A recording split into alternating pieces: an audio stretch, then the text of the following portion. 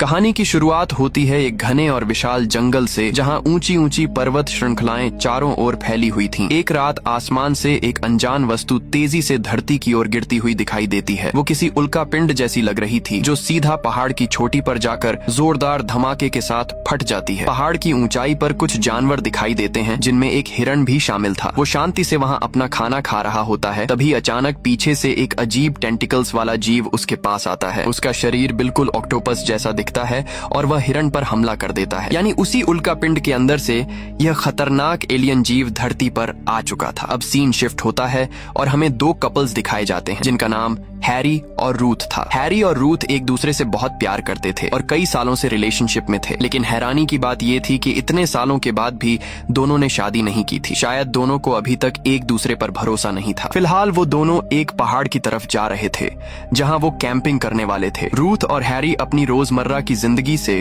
थोड़ा थक चुके थे। रोज का वही काम, वही तनाव। इसी टेंशन को दूर करने के लिए दोनों ने सोचा कि कुछ दिन नेचर के बीच बिताए जाए। जिस माउंटेन पर वो जा रहे थे वही जगह थी जहां वो रहस्यमयी ऑब्जेक्ट आसमान से गिरा था। यानी साफ था कि अब उनकी जिंदगी खतरे में पड़ने वाली है। आगे बढ़ते हुए हैरी और रूथ रास्ते में एक छोटे से रेस्टोरेंट पर रुकते हैं, जो पहाड़ के नीचे की तरफ था। वहां दोनों ने ब्रेकफास्ट किया और कुछ खाना पैक करवा लिया, ताकि कैंपिंग साइट पर पहुंचकर आराम से खा सकें। दोनों वहां शांति से बैठे हुए थे। तभी रेस्टोरेंट के मालिक का बेटा अजीब तरह से बर्ताव करने लगा। वो काफी डरा हुआ लग रहा था। जैसे ही उसने हैरी और रूथ को देखा, वह बार बार कहने लगा, माउंटेन के ऊपर कुछ गिरा था। वो बहुत तेजी से आया और पहाड़ के अंदर गायब हो गया। अब हैरी और रूथ उस बच्चे की बातों को समझ ही नहीं पाए। तभी बच्चे की माँ उसे पुकारती है और वह डरकर तुरंत दूसरी ओर भाग जाता है। हैरी इन सब बातों को नजरअंदाज करते हुए रूथ से कहता है, बच्चे तो कुछ भी बोल देते हैं, कभी कभी अपने दिमाग में कहानियां बना लेते हैं जो असल में होती ही नहीं, इसलिए उसकी बात पर ध्यान देने की जरूरत नहीं है। लेकिन रूथ तो पहले से ही डरी हुई थी और अब उस बच्चे की बात सुनकर उसका डर और बढ़ गया। ब्रेकफास्ट खत्म करने के बाद दोनों कार में बैठते हैं। रूथ अब भी चिंतित थी कि यह जगह सुरक्षित है या नहीं। हैरी उसे समझाते हुए कहता है, मैं पहले भी कई बार यहाँ कैंपिंग के लिए आ चुका हूँ, यहाँ किसी भी तरह का खतरा नहीं है। वह रूथ को उसके प्रोफेशन का उदाहरण देते हुए कहता है, तुम एक सर्फर हो,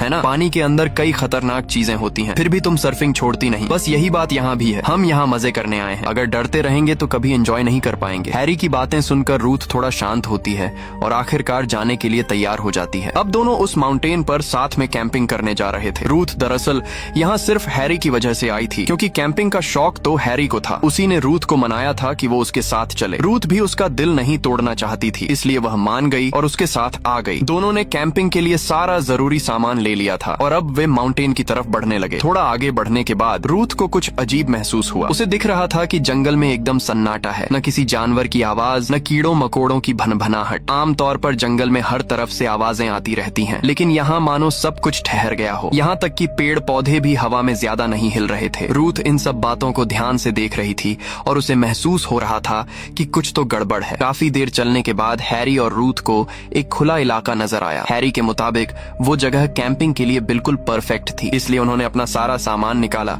और कैंपिंग की सारी तैयारी शुरू कर दी। थोड़ी देर तक रूथ चुपचाप बैठी उदास महसूस कर रही थी, लेकिन हैरी तो हर चीज में माहिर था। वो उसे हंसाने लगा और उसे कैंपिंग की कई टेक्निक्स सिखाने लगा। फिलहाल हैरी ने रूथ का मूड ठीक करने के लिए उसे कई मजेदार जोक्स सुनाए और वो हंसने लगी। धीरे धीरे उसका डर भी खत्म हो गया और उसे अब ऐसा लगने लगा कि वो फॉरेस्ट के बीच भी सेफ है। दोनों ने वहाँ खूब मजे किए, अपना डिनर तैयार किया और खाकर खत्म किया। रात हो चुकी थी, टेंट लग चुका था और अब दोनों सोने चले गए। रात गहरी थी, लेकिन फिर भी बाहर अजीब सा सन्नाटा था। किसी जानवर या हवा की भी आवाज नहीं आ रही थी। इसी वजह से रूथ को बेचैनी महसूस हुई और आधी रात में उसकी नींद खुल गई। अब यह बात तो तय है कि आधी रात को उठना किसी भी हालत में अच्छा नहीं होता, क्योंकि डरावनी कहानियों में ज्यादातर अजीब घटनाएं मिडनाइट पर ही होती हैं। तो सीधी बात है कि हमें सोते रहना चाहिए ताकि कोई खतरा पास ना आए। लेकिन अगर ऐसा होता तो कहानी पूरी कैसे होती? इसलिए रूथ बाकी हॉरर कैरेक्टर्स की तरह टेंट से बाहर निकलती है, ये देखने के लिए कि बाहर आखिर हो क्या रहा है। तभी उसे सामने कुछ पेड़ पौधे हिलते हुए दिखाई देते हैं। वो थोड़ी सी रोशनी लेकर धीरे धीरे उस तरफ बढ़ती है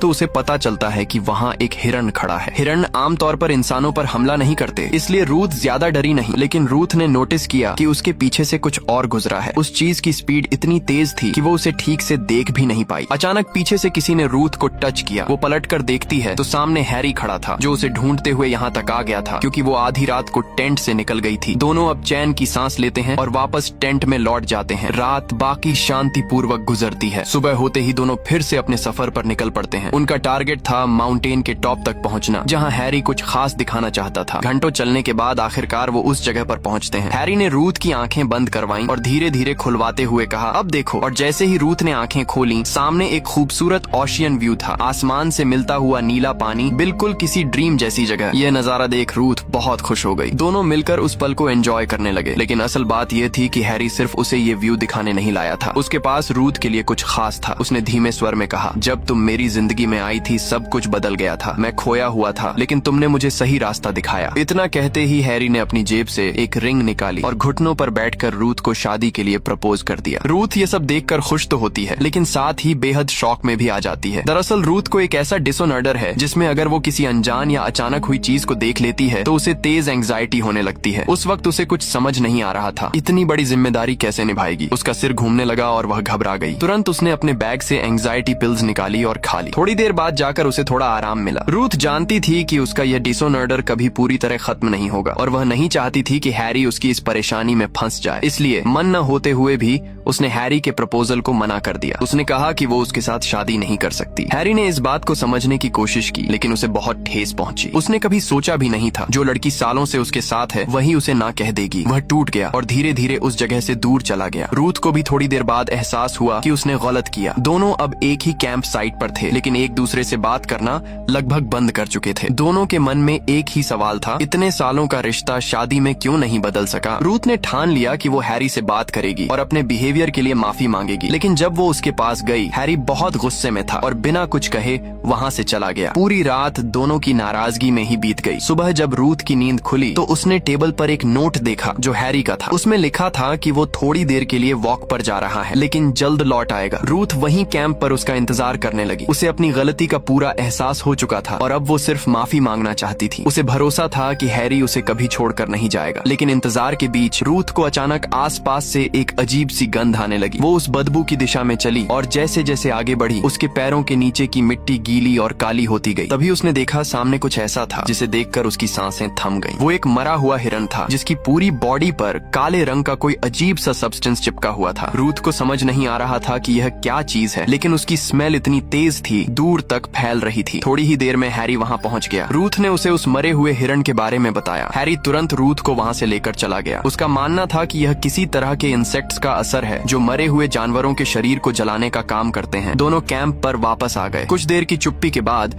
उन्होंने एक दूसरे से बात शुरू की और पिछली रात की नाराजगी के लिए सॉरी कहा। ऐसा लग रहा था कि अब सब कुछ पहले जैसा हो गया है। दोनों ने एक दूसरे को गले लगाया और उस पल को एंजॉय करने लगे। उन्होंने एक वादा किया, चाहे जो भी हो अब वो हमेशा साथ रहेंगे। सुबह होते ही हैरी ने नाश्ता तैयार किया ताकि उनकी बॉडी एनर्जी में बनी रहे। इस बीच रूथ को जोरदार अनकंफर्टेबल होने लगा। उसने हैरी से कहा कि वो थोड़ा टहल कर आती है ताकि फ्रेश महसूस कर सके। हैरी ने उसे जाने की इजाजत दे दी, लेकिन कहा कि ज्यादा दूर मत जाना। रूथ धीरे धीरे पास वाले इलाके में चलने लगी। चारों तरफ हरियाली थी और हवा में हल्की ठंडक थी। चलते चलते उसकी नजर कुछ बेहद खूबसूरत फूलों पर पड़ी। वो फूल इतने अनोखे थे कि उसने पहले कभी नहीं देखे थे। उनकी सुगंध भी बहुत अलग थी। वो उन फूलों को देखकर खुश हो गई और उनमें से कुछ फूल तोड़कर अपने साथ रख लिए ताकि हैरी को दिखा सके। तभी उसकी नजर थोड़ी दूर एक गुफा पर पड़ी। गुफा के अंदर से कुछ अजीब आवाजें आ रही थीं, जैसे कोई हल्की गुनगुनाहट या कंपन। रूथ को जिज्ञासा हुई और वो धीरे धीरे उसकी तरफ बढ़ने लगी। गुफा के अंदर नीले रंग की रोशनी जैसी चमक दिखाई दे रही थी जो दीवारों पर पड़ रही थी। रूथ को समझ नहीं आ रहा था कि ये चीज क्या है, पर उसकी जिज्ञासा डर से ज्यादा थी। इसलिए उसने थोड़ा हिम्मत जुटाया और बिना हैरी को बताए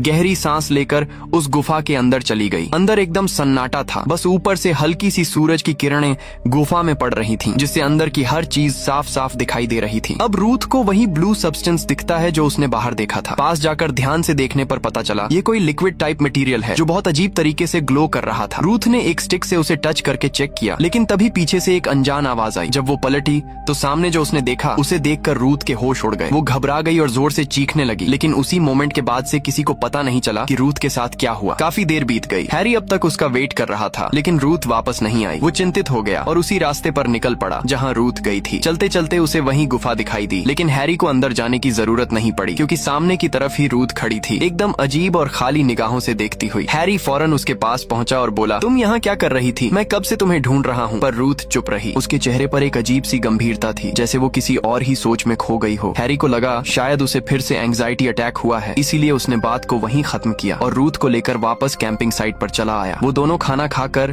टेंट में सो गए, लेकिन रात के बीच में हैरी की नींद खुल गई। उसने देखा कि रूथ टेंट में नहीं है। वो एक मशाल लेकर जंगल में उसे ढूंढने लगा। हर तरफ रूथ का नाम पुकारता हुआ आगे बढ़ता गया। कुछ ही देर बाद उसने देखा रूथ सामने खड़ी थी और उसके हाथ में एक नाइफ था। हैरी डर गया और बोला, तुम आधी रात को जंगल में ये चाकू लेकर क्या कर रही हो? रूथ ने ठंडे चेहरे से जवाब दिया, मुझे लगा कोई जंगली जानवर हमारे पास आ गया है, मैंने बस अपनी सेफ्टी के लिए ये पकड़ा है। वो दरअसल हैरी पर नजर रख रही थी, कहीं उसे कोई नुकसान न पहुंचे। हैरी ने जल्दी से रूथ को वापस टेंट में लाया और दोनों सोने चले गए। लेकिन सबसे चौंकाने वाली बात ये थी, पूरी रात रूथ ने अपनी आंखें तक नहीं झपकाई। वो एक पल के लिए भी नहीं सोई। उसका बिहेवियर अब पहले जैसा नहीं रहा था और ये बदलाव ठीक उसी वक्त से आया था जब वो उस गुफा में गई थी और उसने वहाँ कुछ देखा था। वो रहस्यमयी चीज क्या थी, ये थोड़ी देर में साफ हो जाएगा। अगले दिन जब दोनों अपनी यात्रा आगे बढ़ा रहे थे, रूथ पूरे रास्ते खामोश रही। उसका ये अजीब सा बर्ताव कई घंटों तक जारी रहा, लेकिन आखिरकार वो हैरी के पास आई और बोली उसे अपने पिछले बर्ताव के लिए माफ कर दे। उसने कहा कि उसने हैरी के खूबसूरत प्रपोजल को ठुकरा कर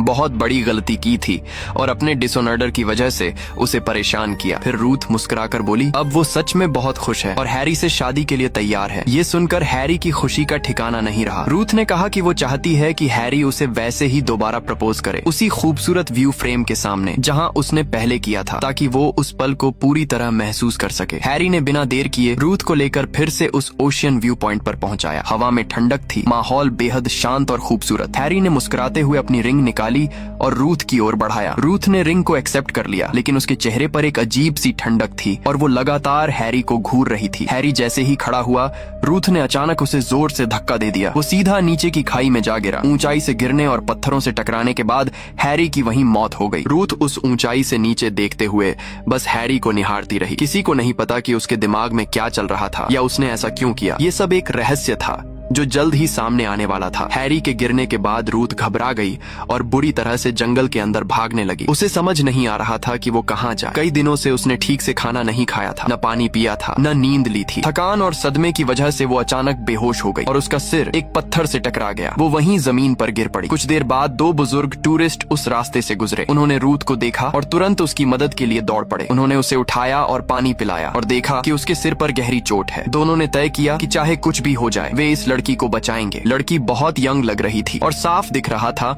उसके साथ हाल ही में कुछ बुरा हुआ है। थोड़ी देर बाद जब रूथ को होश आया तो उन्होंने पूछा कि उसे किसने मारा या क्या हुआ था, लेकिन रूथ ने ऐसा दिखाया जैसे उसे कुछ याद ही नहीं। बुजुर्ग दंपति को लगा कि उसकी याददाश्त चली गई है, इसलिए वो उसे अपने साथ अपने कैंपिंग साइट पर ले आए। रात होते होते उन्होंने उसे आराम करने दिया, खाना और पानी दिया ताकि वो थोड़ा सहज महसूस करे। लेकिन उन्हें क्या पता था कि रूथ के अंदर कितने गहरे रहस्य छिपे हैं। वो दोनों उसके सामने बैठकर बातें करने लगे और रूथ चुपचाप उन्हें देखती रही। कुछ देर बाद अचानक रूथ ने पास रखी एक चाकू उठा ली। बुजुर्ग दंपति घबरा गए। उन्हें लगा कि शायद वो उन पर हमला करने वाली है, लेकिन तभी उन्होंने देखा कि रूथ का ध्यान किसी और दिशा में था। झाड़ियों के पीछे से कुछ आवाजें आ रही थीं और अगले ही पल वहाँ से कोई बाहर निकला। वो कोई और नहीं बल्कि हैरी था। अब ये सबसे चौंकाने वाली बात थी, क्योंकि हमने साफ देखा था कि रूथ ने खुद हैरी को उस ऊंचाई से नीचे धक्का दिया था और वहीं उसकी मौत हो गई थी। फिर आखिर हैरी जिंदा होकर यहाँ कैसे आ गया? रूथ का चेहरा डर से सफेद पड़ गया। वो पीछे हटने लगी, जबकि वो बुजुर्ग दंपति उसके सामने खड़े होकर